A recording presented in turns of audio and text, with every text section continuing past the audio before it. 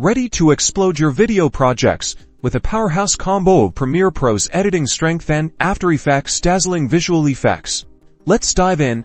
First, let's set up our project in Premiere Pro. Start by creating a new project or opening an existing one. Determine your sequence settings like frame size, frame rate, and aspect ratio to match your desired output. This prepares your editing environment. With your base edit done in Premiere Pro featuring your source footage, transitions, and basic audio, it's time to introduce After Effects magic. Select the segment you wish to enhance with visual effects. Right-click on the clip or clips in your Premiere Pro timeline. Next, choose Replace with After Effects Composition. This action automatically launches After Effects with your selected clip loaded and ready for compositing. You will see the Premiere Pro project and other projects files imported to After Effects. Now, the real fun begins. Inside After Effects, you can freely experiment with effects, motion graphics, and enhancements. Apply visual effects, such as color grading, animated text, or particle effects, to your clip. Make the visual effects as complex or simple as your video requires. After Effects has been changed.